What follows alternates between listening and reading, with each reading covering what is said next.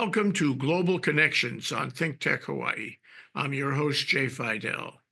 Today we'll talk about a recap for 2024, newsmakers and game changers. Our guest for the show is Roopmati Khandekar, geopolitical analyst. Welcome to the show, Roopmati. Hello, Ajay. Thank you for having me on your show, and it's lovely to be here. This is a very important discussion, to review this particular year. It's a difficult experience because there was so much anarchy, so much contention, a retreat from decency, a retreat from security. It reminds me of Charles Dickens, in the Christmas story with Scrooge and Bob Cratchit and the ghost of Christmas past. And I suggest to you that what we had in 2024 was the arrival of the ghost of Christmas past, with so many threatening events in one year, a year of troubling change. Can you talk about your perception of what happened in the past year? Jay, there's a slogan going around saying that whatever gift you get, don't think about it. If you survive the year, it's more than a gift for you this time. So that summarizes our 2024 very well. So we came into 2024 with two impending conflicts, with the terror attack on Israel and Russia moving into Ukraine. And that continued throughout the year. So we have had over 2 years of these crazy conflicts going on.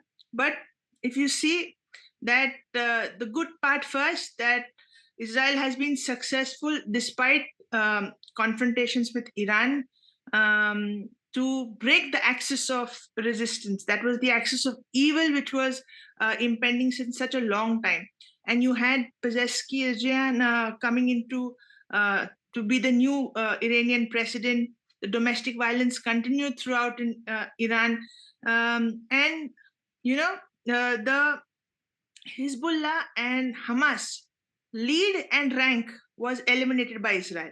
So this time it was not just a fringe operation, it was to eliminate this nuisance from the roots. And that was so necessary because, Jay, we had such a terrible terror attack which no country would have faced if it was not Israel. And Israel has kept its war front on 7 fronts, Jay. We have discussed this throughout our programs. And it has been under constant pressure and succeeded because of its resilience. And Jay, just to show a point in this is the hostages, which continues till today. Even after 2 years, we don't have the complete set of hostages back. So that continues. And Netanyahu's leadership faced many domestic challenges, but he has moved on to being successful in eliminating Yahya Sinwar and all these people in such a brilliant stroke of warfare that it is commendable to see Israel survive as the only democracy in the Middle East. And in this year, we saw the entire paradigm of Middle East politics change. You had Saudi Arabia, Jordan siding Israel over this. They're giving importance more to the economic empowerment rather than taking, Breton sides. So that was a big revelation in 2024, that you had these regional politics changing and so fast. And then you have the Russia-Ukraine war, in which it has become a prolonged affair, and Putin continues with Navalny having we lost Navalny in this. He was a big source of information in the heart of Putin's craziness. So Navalny needs a big mention in 2024, and I hope he is remembered and something is done about his legacy, like you have always mentioned in good words about his wife continuing his work. So Biden authorizes long-range missiles for Ukraine, and you have the latest 9/11 drone-style attacks on Russia. But Russia is showing resilience. It's trying to move into 2025 and take advantage of the incoming Trump administration, and not otherwise they would have had retaliations, Jay, for sure. So Russia is playing a waiting game. Putin has shown every interference, like we discussed in our last program, that into Europe also. So Europe has a right-wing swing. You have all these major global elections that have taken place. You have main is the US presidential election, where Donald Trump has occupied the presidency, and um, 38 million tweets, social media mentions in a day. So that was another point where you have had social media play such a big role, in these events that happen throughout the year. You have the UK general elections, in which Labour sweeps, landslide. Steimer comes in. You have the Mexican president, you have a female president elected over there. In India, you have Modi coming into a third term. So these regime changes, that having these leaders come in, is going to make a big difference in 2025.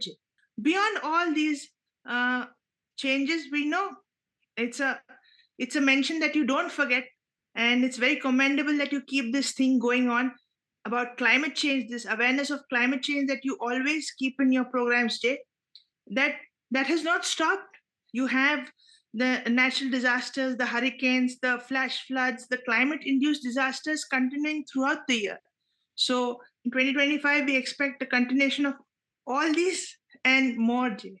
Well, Roopmati, if you had to pick from all of those areas of change to look for one most significant event, and perhaps one most troublesome event, what would you pick from global elections, from what's going on in the Middle East, from Russia's attack on Ukraine, from climate change and all the natural disasters, and the Trump election?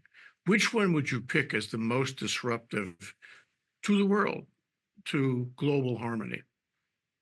I think, Jay, hands down, all votes counted in Trump's election, because it's going to bring about such a sea change of dynamics of politics, changing in the world. Jay, you're going to have international organizations taking a back seat. You're going to have regimes encouraged with their annexations. Putin is going to have a friend in the White House.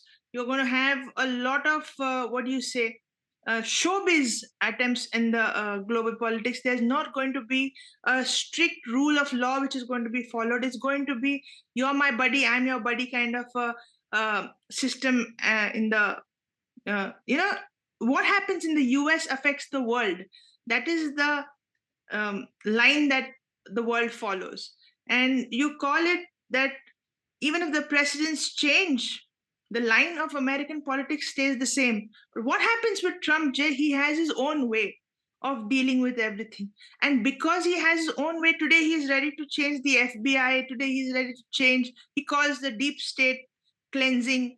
All these things are going to change the American bureaucracy. And the American bureaucracy is one of the main things responsible for American hegemony in the global system. So seeing what kind of fervor he's got into this presidency makes us think what he's trying to attempt in 2020 in his next term. Jay. It's going to be huge.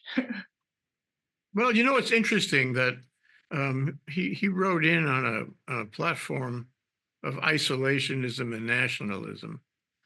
Let's not get involved in anything foreign. Let's back away from NATO and Western Europe. Let's back away from the Russia-Ukraine war.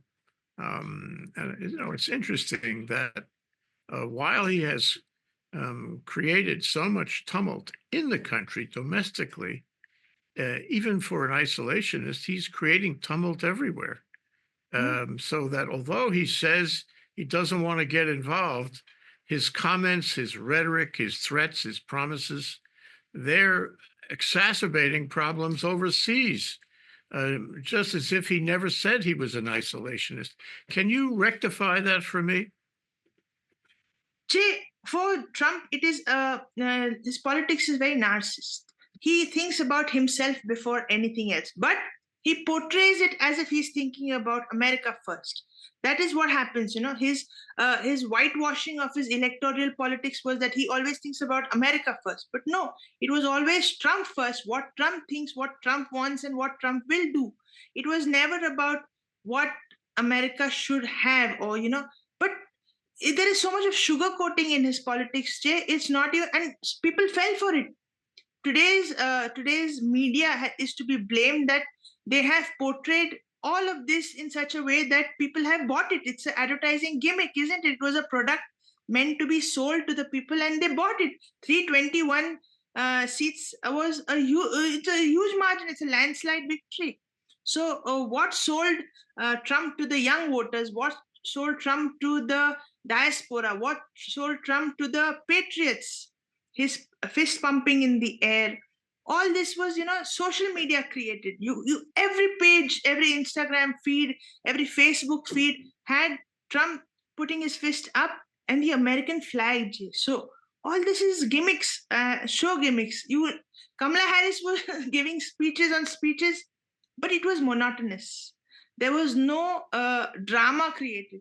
So in 2024, we saw this drama peak when you had the assassination attempt, when you had who was the person responsible. All these questions came in the media. It was sensationalizing of politics. And when the voter goes to the poll booth, Jay, what happens immediately before is what he remembers. Public has got a very short memory. They don't have long-term memory for news. So what was in the news? Trump was in the news. And so everybody felt Trump needed to be saved. Everybody became that kind of a thing. So lots of political games in this election, Jay. That's why it's a big part, breaking point in this 2024, Jay, because it would have been a close call otherwise. I take from what you say that there are some threads that we really need to cover in examining 2024. One of them is social media. I mean, social media has emerged as a tremendous, potent, powerful force, not only in the US, but everywhere. And it's social, political, it affects everything, and people buy into it. The second thread you've identified is the public amnesia, that people forget what happened even a few weeks ago. The news cycle moves on, and they're fascinated with what happened today, and they forget what happened even a few days ago. They don't connect up. They don't connect the dots. They don't connect the events.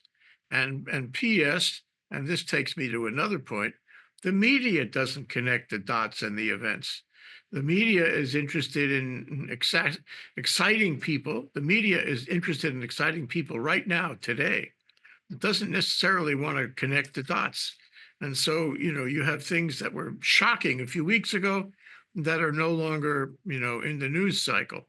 And I think that's been revealed, and it's had an effect. And as you know, I'm concerned about, one, how well the media has done. I don't think it's done very well in a time of this complexity. And two, whether it can withstand the attacks and the assaults and the undermining efforts and lawsuits now by Trump against the media, against the truth.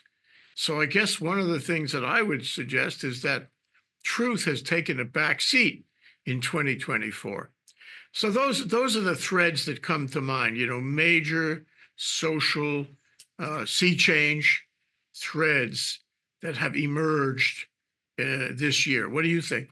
Yeah, Jay, media plays such a big role, and that was only exaggerated in this year because more exaggerated in this year because we saw within a few hours of the terror attacks on Israel, Israel was portrayed as the aggressor and Palestinians became the victims, and this was on every university campus and flashing on every news channel, every news clip, all this. Why the news propaganda without reporting what is right, what is wrong in black and white? So it was a lot of gray area in the media that was portrayed, and we never saw these images of people tearing up hostages pictures if they were Palestine supporters. Why? Because it didn't. We saw it on private media posts, but there was a lot of media usage for their own selfish reasons. Now you see, Twitter was one of the platforms which was banning people. Even it banned Trump. What happens? Elon Musk comes in. Trump's friend buys out Twitter, fires 80% of the staff, works with only 20%, and says that it's fine because 80% of the staff was used for vetting the social media posts and blocking the people. So he made it a free for all platform because his friend Trump needed to get onto that platform. So this is kind of how the friendly product, what do you say, the bourgeoisie were buying the media houses for their friends, to please their friends. It was like that ancient sovereign pleasing tactic which was going on. So he bought Twitter, Jay. And see, Navalny is such a big flashpoint in Russian politics. How many people know about Navalny? What has he done? What has he exposed? What is? How did he? How was he finished off?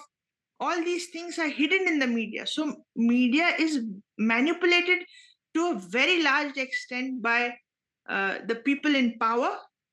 That was for sure. Media can be bought. Media reporting in black and white is very, very rare, Jay. You remember you started one of the programs with the press cap. That was the thinking cap that you had put on. So because that time media was not thinking, we had just this uh, this card being played out by the media of what news they wanted to make reach to the audience. So that is very, very dangerous. And the media is certainly a weapon that was used in 2024. And then there are those things which we had hoped would have a positive effect and didn't. And I was so excited to see Kamala Harris run, and I Mm. thought she did a great job in the debate and the convention and all her speeches and so forth. And that didn't work. The level of disappointment was huge for me and for tens of millions of others. That that election will always be a mystery, and also a destructive mystery because we don't know where it's going. It's not going a good place. Wait and see what happens after January 20th. And of course, Joe Biden really had to withdraw from the election. It seems like such a long time ago.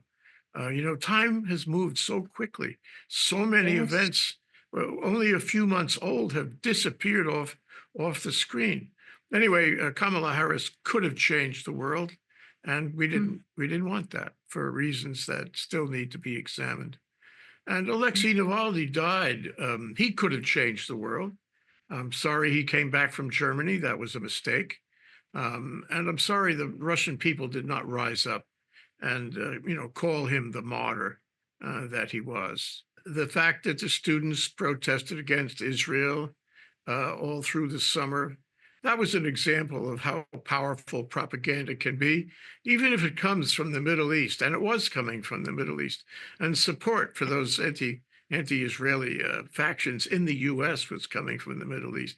So we learned about how money combined with social media can really change the world for the worse.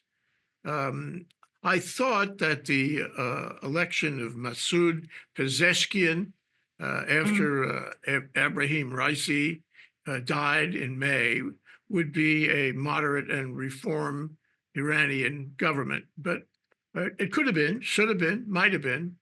But that change in the leadership of Iran really didn't do what it has hoped to do.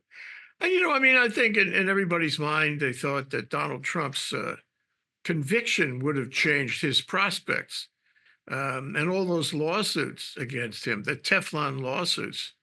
But, that didn't work either. It seemed to have no effect whatsoever. And the ultra right wing Supreme Court, put the pennies on the eyes of any real change in Trump's prospects. I mean, they helped him out. They certainly Mm. protected him from those convictions and from so many other things that might have undermined his candidacy. So that was really sad. I had hoped that something would happen of it. Think of all the time and effort that the Department of Justice and Jack Smith put into trying to convict him, but they didn't get anywhere in the federal cases, and the state case got effectively delayed because of the Supreme Court in Trump versus United States. That was decided on July 1st. It seems like a long time ago. It's now become, permeated into Trump's prospects going forward. I thought that the hurricanes would have changed our way of looking at climate change, but it didn't. And we can give them FEMA money.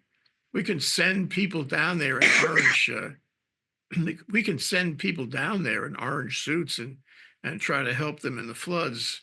But the fact is that it didn't change national policy, and it isn't changing Trump's national policy. He still thinks that climate change is a hoax. So the hurricanes could have, should have, would have been a real message to the country and the world. But the US still resists calling it climate change and doing anything about it. I thought that Claudia Sheinbaum's election in Mexico might have changed things, but no, I think Trump has, faced her down, and it's not going to work for her. She's got a certain amount of character and resistance, but it's not going to change the relationship between Mexico and the U.S. She, as so many other foreign leaders, will have to accede to his demands. The big question that's left open is Assad and the change in Syria. You would think that that would have a profound change around the Middle East, but nobody is really confident of that. There's no great optimism that we will have a new kind of Middle East. And people worry a lot about ISIS and Al Qaeda coming back, and that may be a legitimate concern. So, where Assad's departure might have really helped the Middle East, so far the jury is out on that. And finally, all these crazy appointments that Trump has made and his elevation of Elon Musk to his best buddy, de facto vice president, or even some people say de facto president, where you would have thought that he would have been smarter, more reasonable, more concerned about the country in his appointment of the people around him. No, that didn't happen. I don't think we can expect Trump to emerge out of this very stressful election a better person, a better president. No, I think that's impossible. We've already seen enough to know he is narcissistic, working only for his own benefit, and appointing the worst possible people around him. So that's where I come out on this, Roopmati. There might have been much better results in so many ways had it just gone differently, but it didn't. And so the general thrust of this year has been you take an opportunity and you squander it. That's what's happened. What do you think? True, Jay. Such a wonderful lineup that you have given for the year. And what you say is so point on that it could have been different, but it wasn't. And really, Jay, it's going to become such a it's going to shape the things of that are to come in 2025, because the main villain of 2024 was undoubtedly Iran, and Trump coming into this now, he has to take care of Syria as a state which is open to ISIS and Al Qaeda. There's another state, Afghanistan, which is under crazy rule, Taliban.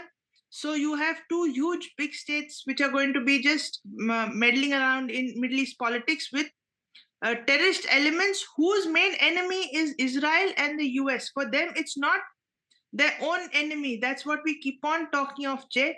It's never amongst them. It'll all come down to common brotherhood, and the main enemy will always be Israel due to its proximity, and the higher enemy will always be the US. So a terrorist attack will always be impending because of these elements. So that is why it is very necessary to eliminate them from the root, and that's what is what Israel has done this time around, Jay, when it has struck the roots, the rank and the lead of Hezbollah and Hamas. And now with the rebel groups in Syria, you have Tora Bora Mountains still with those people who are reeling in the death of Osama. All these people are elements which are going to be dangerous at some point of time. Like, because we have said that they don't care about weapons, their body is their weapon. Suicide bombers. When a suicide bomber strikes, how many lines of defense will you put up? Because he's coming in without any fear of his life. So Trump is going to have to deal with nuclear weapons of Iran. Trump is going to have to deal with this Al Qaeda. We never knew when ISIS emerged and became strong, Jay. Trump has to deal with Turkey. Trump has to deal with Iraq as a haven for these terrorists. All these things, and to protect Israel from all these elements is going to be one of the main focus of his presidency. And he has said that he'll get the hostages back on the first day. So that is one point that he comes up with. Let's see how much he keeps his promise, and I hope he does.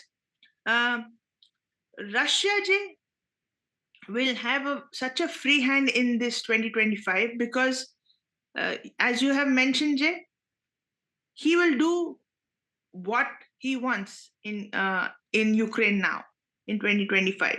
There will be no restriction on Putin. So that becomes a flashpoint to see in 2025 how it will go there.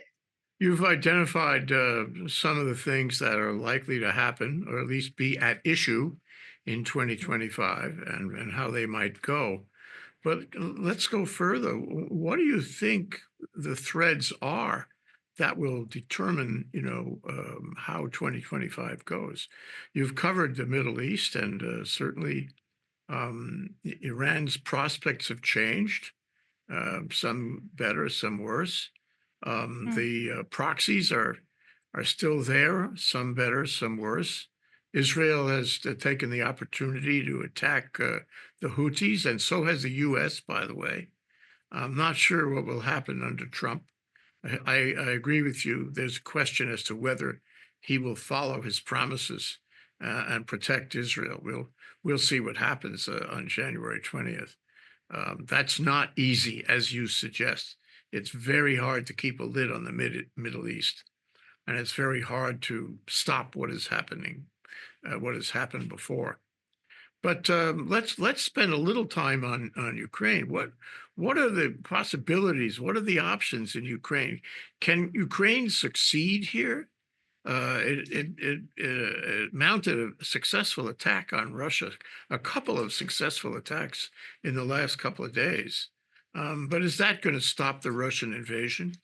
If Trump backs out of helping them, and it sounds like he will, and forces some kind of settlement on them, what is the best result? What is the worst result for that war? No, Jade, Ukraine will not succeed in this because it's got no support. Already 20% of the territory is with Russia. And Russia has used this Ukraine conflict to keep itself busy, the troops busy, the domestic population within its stride. And Zelensky has fallen short of leading Ukraine in the sense that it's not just about it's about waiting another day. I keep on saying that he could not confront Russia in this join NATO, and not be, have a head-on conflict with Russia. Russia is too big for Ukraine to fight on. There should have been patience. That there should have been a diplomatic front which should have been opened for a longer time rather than going on the war field. Because war field affected Ukrainians more. The loss was higher for the Ukrainian side. They have put up a brave front, but without the US support, it will fall short, Jay. And without NATO wanting to come in head on in this battle, and you have so many countries criticizing Ukraine because they block the main oil and gas pipeline. So you have the European countries criticizing Ukraine, saying that you should not block it. So where does Zelensky have the power to hold his fort? He has to allow Russia to sell oil and gas to Europe. He has to allow other country no restriction, global restriction on Putin. So no weapons should be used. Just now, recently, it's a long range missile to allow that, but otherwise, no missiles can be used on Russian territory. So he's on a defensive mode from day one.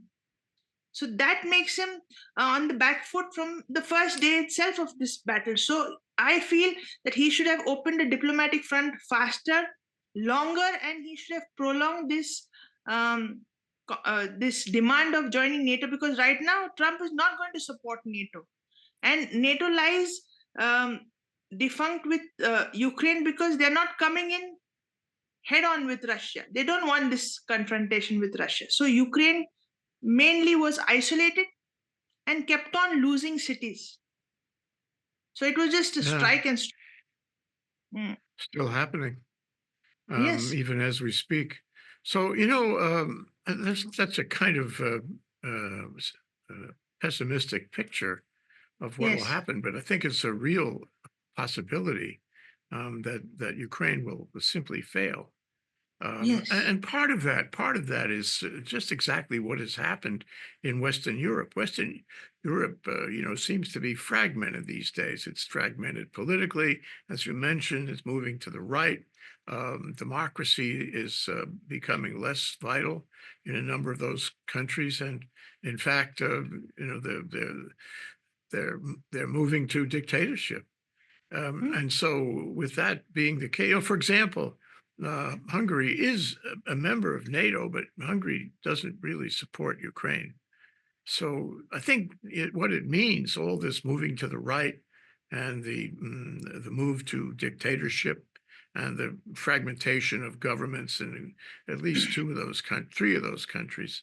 It just seems to me that they're not going to be in a position uh, to really help Ukraine. And of mm, course, as you and I have discussed all through, there is no international organization that can actually do anything about this war. The United Nations has been completely impotent in dealing with this war, and for that matter, in dealing with the Middle Eastern war. In fact, it's been worse. mm. UN agencies are actually affirmatively helping the terrorists in the Middle East.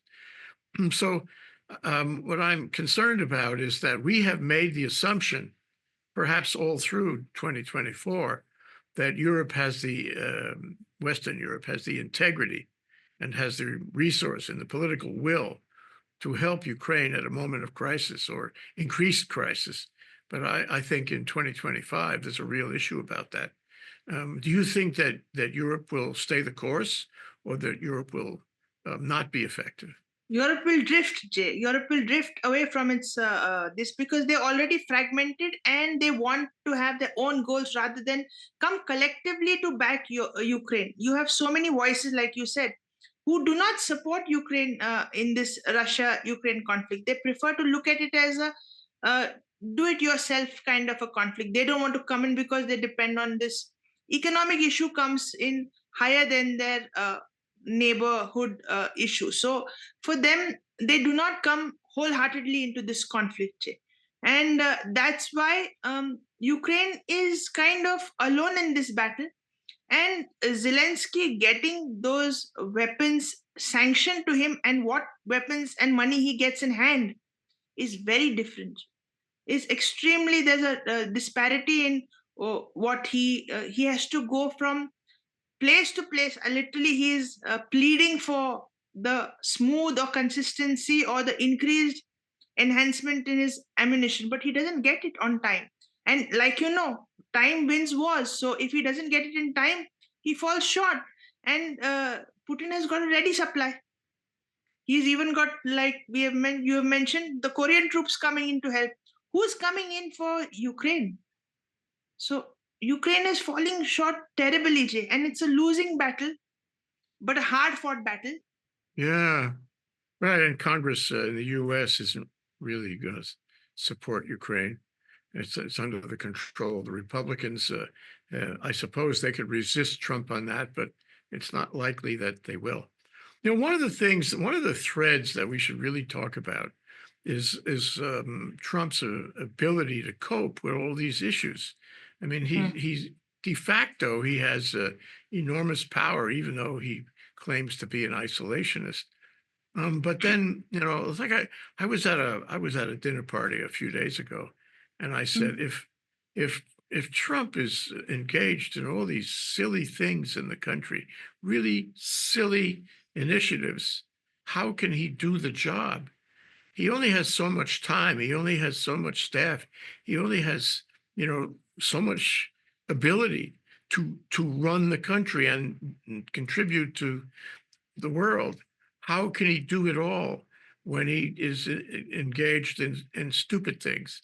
And I give Mm. you, for example, um, his latest comments about Canada, a longtime ally.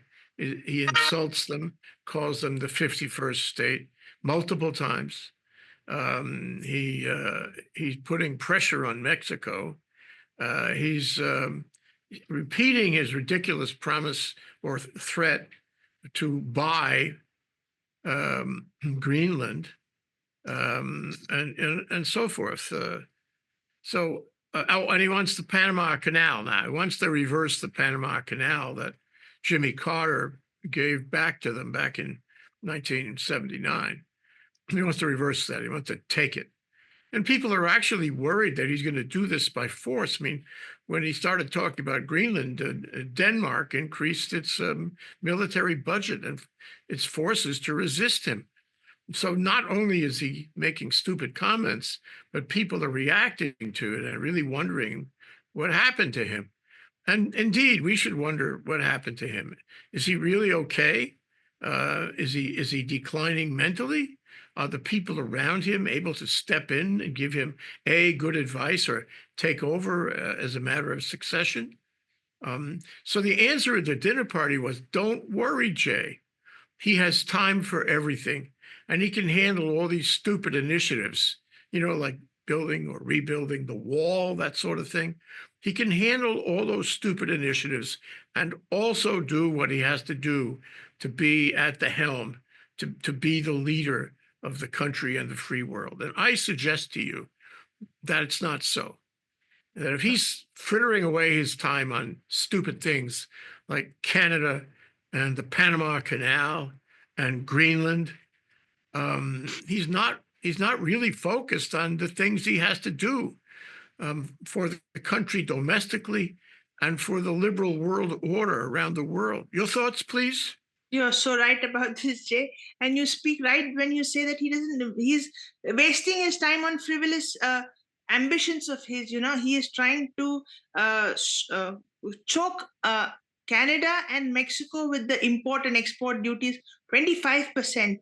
And you see the comment that he makes to Justin Trudeau that you join, Canada should join US as the 51st state, and I'll make you the governor of the state. So you don't see that what do you say, regal lunacy in it. He's thinking he's a king who can do anything that he wants. It's the world is his stage, and he can there's a kind of lunacy, if you know what I mean. He's drunk in power right now, and he feels whatever he says will be done, but there are so many repercussions to these decisions that have to be made. He's forgotten Latin America, he's forgotten Africa as a continent.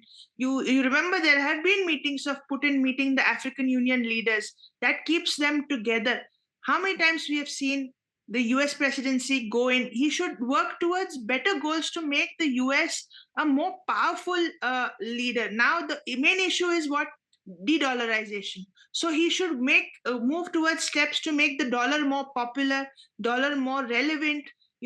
Bring about countries which are on the throngs of the global system, and create a kind of a network amongst them to make the use of dollar irreversible in the global system, to make the dollar stronger. That is how, if the dollar is stronger outside, the domestic population will benefit with recession fading out, inflation being reduced. You have rents coming down, you have your grocery shopping becoming cheaper. All these things will affect the uh, uh, personal points of individuals, and that will make the American happier. So what you do in the international system affects your domestic population. There is no isolation of them happening away from each other. It's always equal and opposite reaction that happens. So Trump has to move towards these main concrete steps, Jay, not in his frivolous promises. To add to that, till last June, he was opposed to cryptocurrency. But then it No. became clear that the crypto industry had a lot of money and PAC money to put into the election, and they were putting it into the election. All of a sudden, he changed his mind, and complete pivot. And he mm, started talking about how great cryptocurrency was.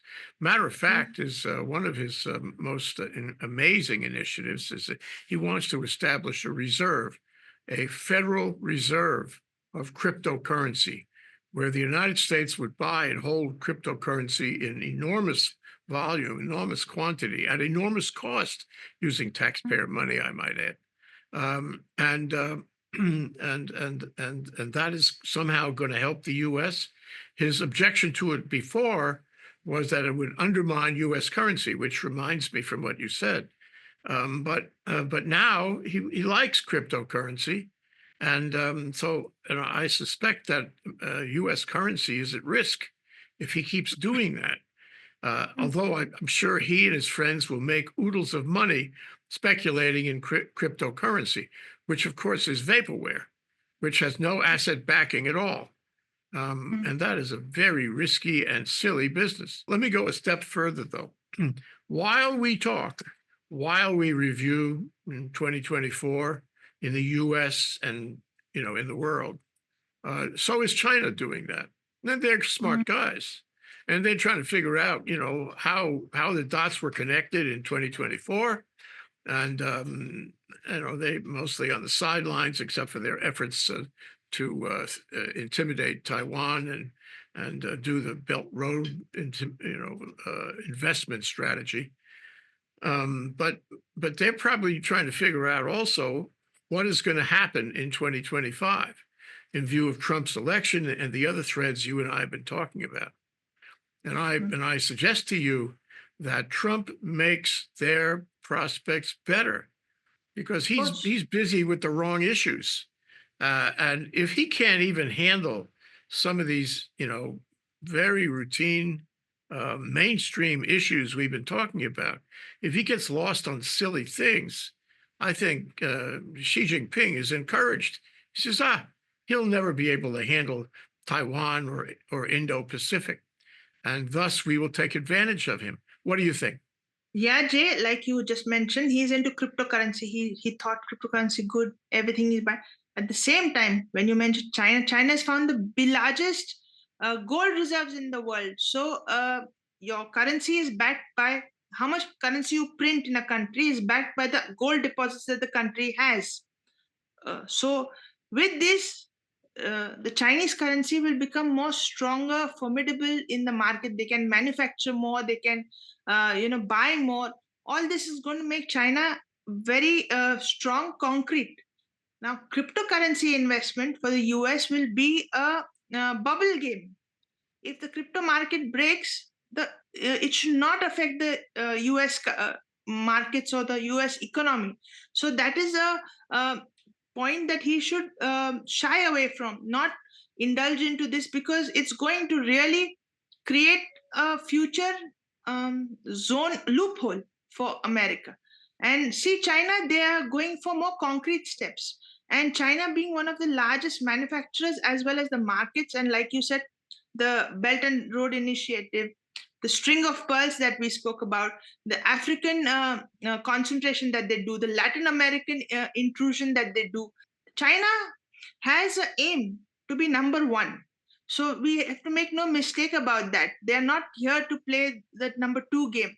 They want number one position, and they strive for it day in and day out with a communist party who is just focused on this AMJ. They don't have this kind of politics that they have to indulge in, or you don't have appeasement politics. You don't have anything. It's just a single-minded focus for the country itself. The US is battling such a one-eyed, what do you say, one focused dragon. So they have to be very, very hard skilled in their approach, and that is where we lack, because foreign policy right now is not conducive to future American interests. There has to be a streamlining of what you exactly want to do. There's an aim. There should not be lethargic when you reach the number one spot. There has to be a sustenance of your uh, position with constant striving. It can't be let it be, I'm here, it's okay, because China is not stopping. No, and probably none of these threads we've been discussing are stopping, No. and they will be in play and sort of affecting each other, connecting with each other all through 2025, for better or worse, mostly worse. Mm. So that means, Roopmati, that we will have to follow them. We have our work cut out for us through 2025. We're out of time now, but I wanted to thank you for not only for this show and this discussion, but for all your comments and efforts and all the shows we have done through 2024 and before. We celebrate our fifth anniversary together. So thank you so much, Roopmati. Roopmati Khandekar, our geopolitical analyst here at ThinkTech Hawaii. Aloha. Aloha, Jay. Always, always very grateful to you.